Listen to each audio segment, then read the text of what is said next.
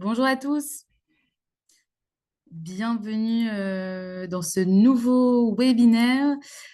Pour ceux qui ne connaissent pas encore nos formats Mercredi Cantou, dans ce webinaire, vous avez un onglet de chat dans lequel vous pouvez directement partager vos commentaires. S'il y a des soucis au niveau du partage de l'écran ou du son, n'hésitez pas à le dire dans le chat.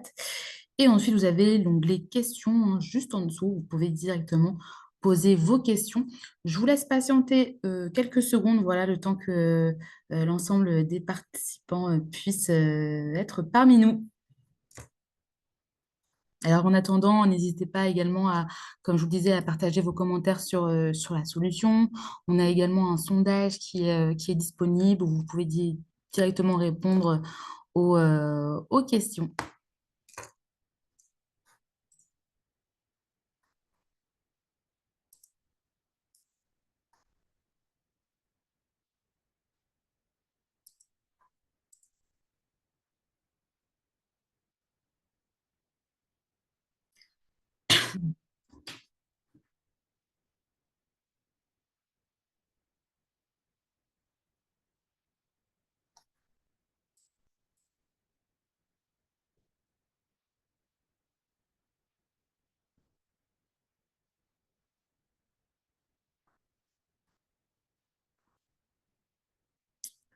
Eh ben, on va pouvoir commencer et bienvenue à tous ceux qui viennent de nous rejoindre. Je suis ravie d'animer ce nouveau webinaire des mercredis Cantou. Aujourd'hui, qui a pour objectif de présenter les outils pour les élèves allophones et également les outils pour les langues vivantes. L'objectif, c'est de vous présenter ces trois, quatre outils. On ne va pas aller dans le détail, mais c'est vraiment d'avoir directement les repères sur les outils voilà, qui peuvent aider les élèves allophones et également dans l'apprentissage des langues vivantes. On va commencer ce webinaire par une petite introduction, comme d'habitude, de la ressource numérique Cantouscribe, pour ceux voilà, qui ne connaîtraient pas encore. Je sais qu'il y a déjà qu'il y a beaucoup déjà d'utilisateurs avancés sur la solution qui sont aujourd'hui parmi nous, mais voilà, il y en a aussi qui ne connaissent pas encore. Donc, je ferai une petite introduction. Ensuite, les deux objectifs, donc la présentation des outils pour les élèves allophones et la présentation des outils pour les langues vivantes. Je vous invite vivement à partager aussi vos thématiques voilà, souhaitées pour les prochains webinaires. On est vraiment à l'écoute du terrain par rapport à vos demandes. Si jamais voilà, vous souhaiteriez avoir plus d'informations sur les outils mathématiques, sur les formules, fonctions et sciences, ou sur voilà, comment adapter un support, voilà, n'hésitez pas à nous partager vos différentes thématiques souhaitées.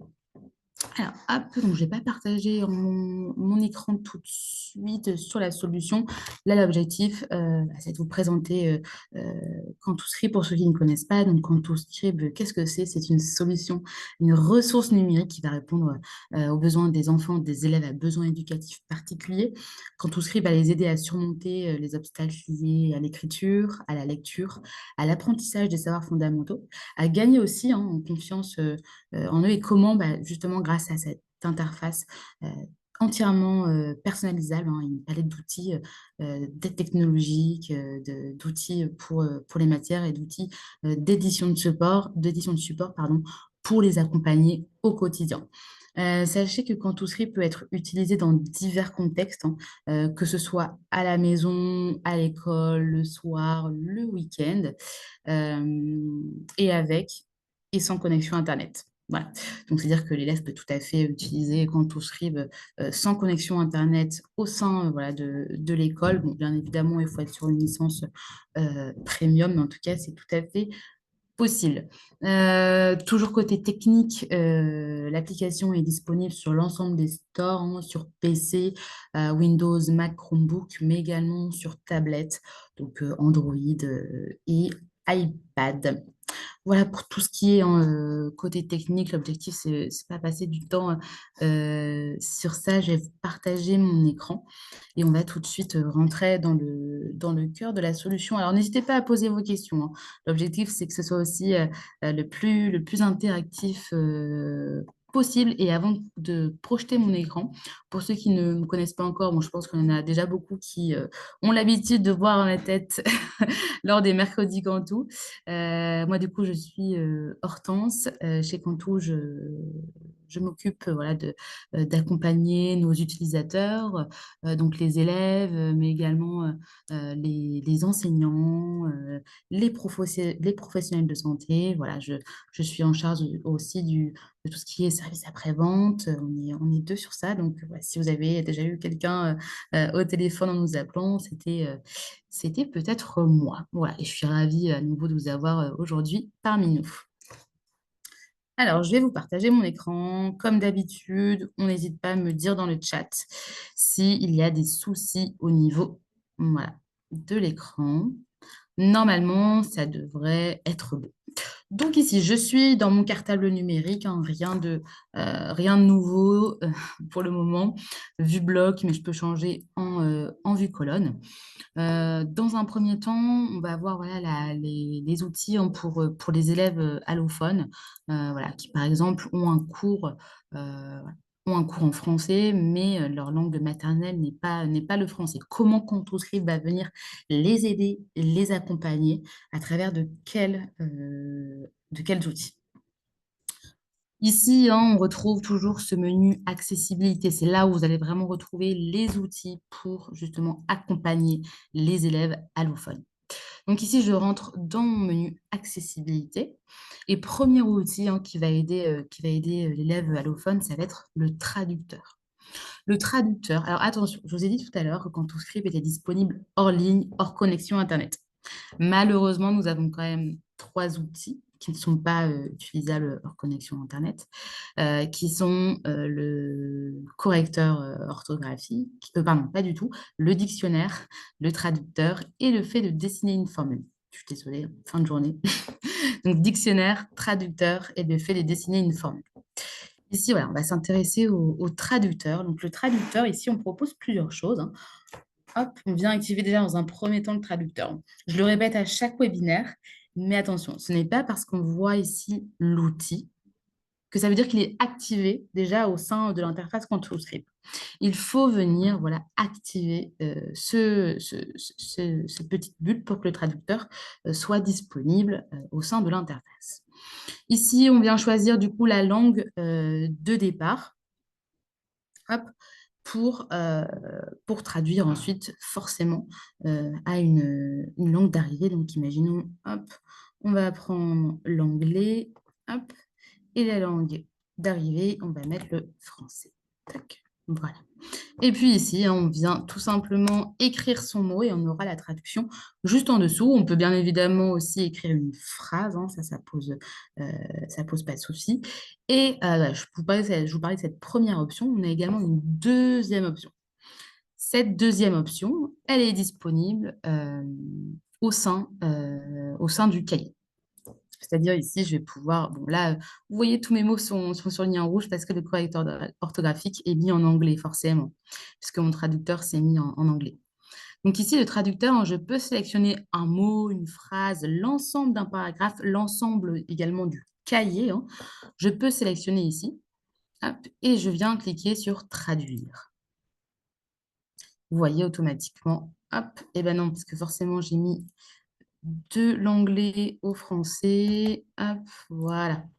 Français vers anglais, voilà, je change, je clique sur traduire, et voilà, j'ai automatiquement la traduction et je peux également activer la lecture vocale, l'oralisation de cette traduction. Voilà euh, pour la traduction. Vous avez vu hein, également, je ne sais pas si vous avez fait attention, mais quand on vient taper dans l'encart de la traduction, on a également l'adaptation du texte. C'est-à-dire, si imaginons, voilà, j'ai activé la mise en couleur sur les syllabes. Donc, j'ai une syllabe sur deux hein, qui est dans une couleur différente. Si ici, je viens taper mon mot, hop, je suis désolée. Hop, vous voyez, j'ai aussi directement l'adaptation du texte hein, qui se fait à l'intérieur de l'onglet traducteur. Je regarde juste s'il n'y a pas de petites questions. Donc voilà pour le traducteur. Ensuite, Toujours, hein, pour les élèves allophones, il y a le dictionnaire. Le dictionnaire, pareil, on vient l'activer et vous voyez, on a une fonctionnalité d'illustration de mots. Voilà, ça va vraiment permettre à l'élève de mieux comprendre, le mot grâce à ces illustrations, d'images qui viennent de l'IA. Ici, on vient choisir la langue, hein, comme d'habitude et puis on vient, hop, écrire son mot. Pareil, on a toujours cette adaptation qui se fait au sein de l'écriture du mot dans le dictionnaire. Donc là, on a la définition, hein, vous voyez juste en dessous et la même chose, hein, la même chose ici. On peut sélectionner, hop, le mot directement au sein du cahier et cliquer sur le dictionnaire. Et on aura, voilà, automatiquement la définition qu'on peut également oraliser et également cette illustration d'image, hein, je vous en parlais, juste avant. Alors, il y a un petit temps de chargement, hein, c'est normal, il ne faut pas s'inquiéter, il ne faut pas se dire: «Oh mais ça ne marche pas». Bah, c'est comme ça dépend aussi de internet, on a ce petit temps de latence, hein, pour, générer cette image. Voilà et puis vous voyez, cette magnifique image, hein, de poisson. Voilà pour le dictionnaire. Donc là, on a vu, hein, le dictionnaire, le traducteur, hein, qui sont présents, à la fois au sein, voilà, du menu accessibilité, mais également à l'intérieur, hein, du cahier, de la prise de notes. Ensuite, il y a des outils de facilitation vocale. Voilà, donc ici, vous avez la lecture vocale qui vient venir oraliser le contenu, du cahier. Alors ici, comment ça va venir justement comment cette lecture vocale va pouvoir aider, un élève allophone? Bah, ça va être dans la traduction. Vous voyez, je vous l'ai montré juste avant. J'ai un texte, un paragraphe, je le traduis, hein, dans ma langue maternelle et puis je peux oraliser cette traduction grâce, à cette lecture vocale qui est activée. Ici, je viens choisir, hein, plusieurs, fonctionnalités, plusieurs paramétrages sur cette lecture vocale. Donc la voix déjà dans un premier temps, la vitesse de lecture, hein, forcément qui va jouer aussi sur, la compréhension. Et également, enfin, là, on reste juste sur ces fonctionnalités-là. Après, c'est plus des fonctionnalités qui viennent aider, les élèves qui ont des difficultés, de lecture ou difficultés visuelles. Voilà pour, la lecture vocale et ensuite, il y a également, voilà, la note vocale. La note vocale, hein, vous la connaissez, on vient, voilà, ça se symbolise, hein, par ce petit REC pour rappel. On vient enregistrer sa voix, donc voilà, on parle directement à sa machine. Notre voix est enregistrée sous un format MP3, on peut l'écouter, on peut la visualiser et là, ici, ce qu'on va apporter, hein, pour un élève allophone, c'est que justement, comme on va pouvoir enregistrer sa voix, mais également la retranscrire à l'écrit, on va pouvoir activer la traduction directement, sur ce qui a été dit à l'oral.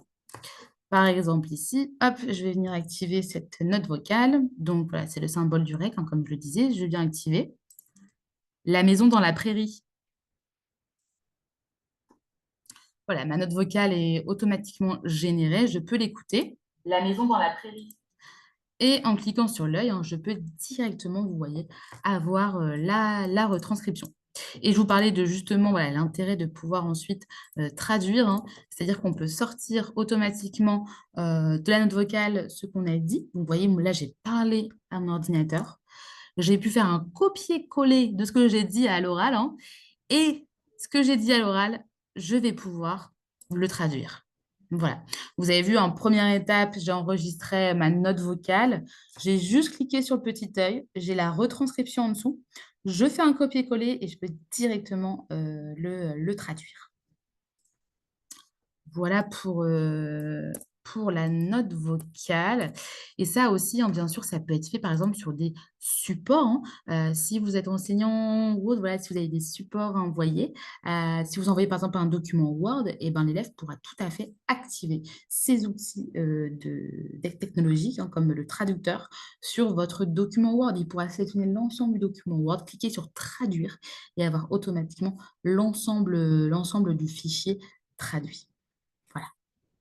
Et puis, peut-être que vous posez également la question sur le PDF. Sachez que, imaginons ici, hop, j'ai un PDF. Donc là, je vais en ouvrir un. Voilà, grâce à l'extraction de texte hein, que vous connaissez, vous pouvez transférer le texte du PDF à l'intérieur du cahier et ensuite activer la traduction ou l'illustration d'image ou la lecture vocale. Voilà, vous pouvez vraiment utiliser l'ensemble de ces outils en traducteur, dictionnaire, lecture vocale sur les différents supports qui peuvent être envoyés, par exemple, par l'enseignant. Hop, je regarde. N'hésitez pas à poser vos questions. J'espère que c'est clair en tout cas pour le moment. Hop. Et ensuite, je vais me rendre là dans une nouvelle matière, donc dans langue vivante. Je vais ouvrir mon chapitre. Et ici, vous allez voir, on a différents exercices. Voilà, c'est vraiment pour vous montrer qu'on peut utiliser les outils de Cantousré pour l'apprentissage des langues vivantes. Parce que là, on est sur l'anglais, hein, on a vu l'anglais juste avant, mais sachez qu'on a vraiment l'ensemble des langues disponibles, c'est-à-dire, alors, vous connaissez aussi du correcteur orthographique, hein. Vous voyez, on a vraiment un large panel de langue qui est disponible. Pareil pour la lecture vocale, hein. On a vraiment beaucoup de langues. Alors, tout dépend aussi si vous êtes sur Microsoft ou si vous êtes, enfin, si vous êtes sous la version installée ou si vous êtes sur le web. Moi, ici, je suis sur le web et vous avez vraiment l'ensemble des langues disponibles au sein de Quantoscript. Donc ici, vous voyez, hein, on a vraiment ce cahier en fait d'apprentissage hein, de langue vivante avec à chaque fois différents exercices. Donc ici, un exercice de compréhension écrite où on me demande de lire le texte suivant qui est en anglais et de répondre aux questions en français. Alors, vous voyez ici, on va s'aider de plusieurs outils, hein. Donc, on va lire le texte, on va répondre ensuite aux questions qui sont juste en dessous. Et pour répondre aux questions, bah, voilà, on va pouvoir activer le traducteur. Et pour répondre aux questions ensuite, on va s'aider bien évidemment du correcteur orthographique. Et là, vous voyez hein, tout ce qui est en anglais et surligné en rouge. On a, euh, on a sorti il y a quelques temps, alors si vous avez déjà participé au webinaire des nouveautés, vous avez forcément vu cette nouvelle fonctionnalité qui est le fait de changer en fait automatiquement l'ensemble des langues des différents outils. Parce qu'avant, voilà, forcément, quand on travaille en français, on a son correcteur orthographique en français, on a sa dictée vocale en français, on a son dictionnaire en français, etc. Et si, par exemple, bah, finalement, en fait, on travaillait en français et en anglais, comme on le fait ici, il fallait à chaque fois aller changer dans tous les outils. Ici, en fait, en un clic, on peut choisir la langue, en fait, souhaitée, et ça va, en fait, s'activer automatiquement sur l'ensemble des outils. Voilà, je ne dois plus aller me rendre dans le correcteur orthographique, puis dans la lecture vocale, etc. Vous voyez là, automatiquement, hein, je n'ai plus aucun mot qui est souligné en rouge. Bon, sauf celui-là, hein, vous m'excuserez, mais c'est parce qu'il y a un espace qui manque. Donc, vous voyez, hein, ici, on n'a plus du tout de mots avec des fautes, mis à part ceux en français. Et on va faire le test en direct, justement, de la langue des outils en automatique. Automatique qui est censé repérer, du coup, qu'il y a enfin, qu'il y a de l'anglais, mais également du français ou une autre langue, et donc qui ne met pas, en fait, les différents mots en rouge.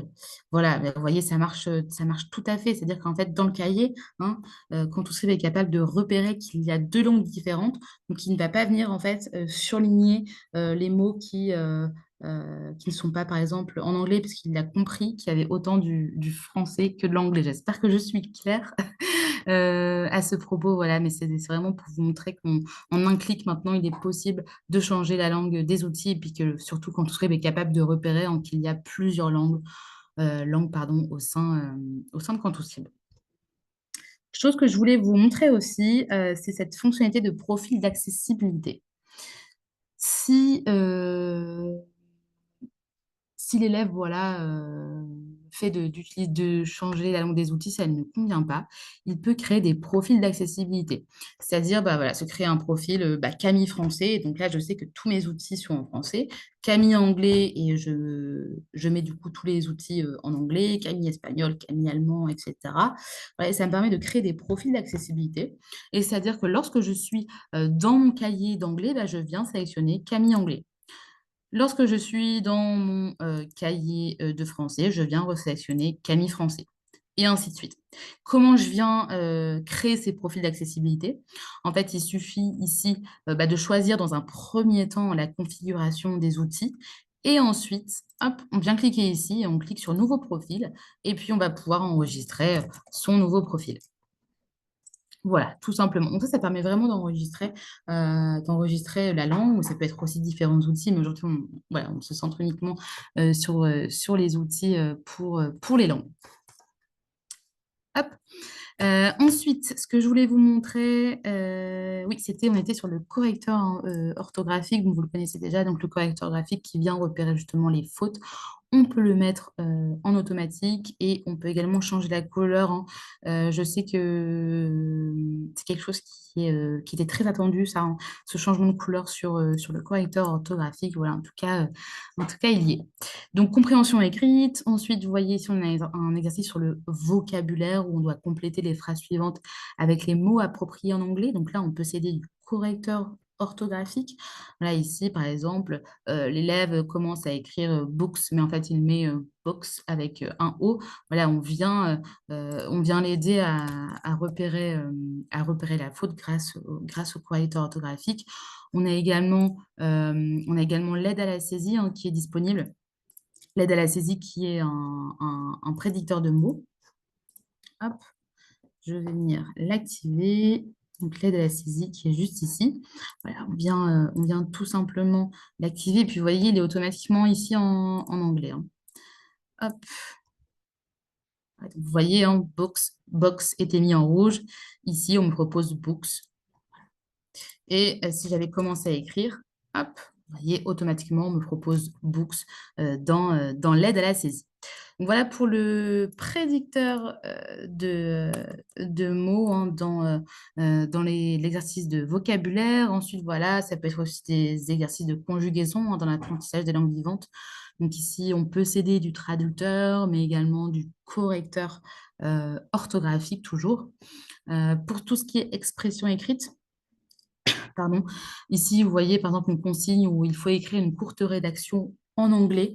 On peut s'aider bah, voilà, de la dictée vocale. On peut s'aider également, donc la dictée vocale, hein, on vient dicter à voix haute ce qu'on souhaite écrire directement au sein du cahier. On peut également voilà, s'aider de la note vocale, ça va permettre d'enregistrer sa voix, de voir le texte transcrit et puis de voir aussi voilà, voir à l'écrit ce qui a pu être mal prononcé ou bien des erreurs grammaticales ou autres. Voilà, s'aider en tout cas de cette retranscription de la note vocale pour ensuite s'autocorriger. Bon, là, j'ai mis uniquement la dictée vocale, hein, mais bien entendu, on peut s'aider également bah, du correcteur orthographique. Voilà, on peut s'aider également du prédicteur de mots, ça, il n'y a pas de souci, mais c'était pour vraiment montrer qu'on pouvait s'aider de cet outil de facilitation vocale hein, pour écrire bah, ici hein, une petite rédaction en anglais. Ensuite, ici, voilà, on a un exercice sur l'affirmation ou non de questions, de phrases. Voilà, c'est un peu de la culture. Ici, tout simplement, alors on s'aide, vous voyez ici, d'un menu déroulant de construire où on choisit vrai ou faux. Alors là, je me suis vraiment aidée de cet outil qui est tout en dessous dans insérer une liste déroulante.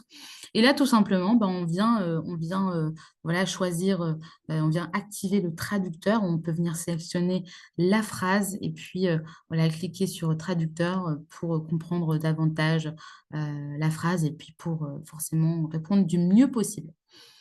Ensuite, ici, on a la possibilité de compléter un PDF. Donc là, pareil, on peut céder de la lecture vocale, on peut céder de l'extraction de texte, pardon, qu'on pourra ensuite traduire hein, pour pouvoir compléter ce PDF.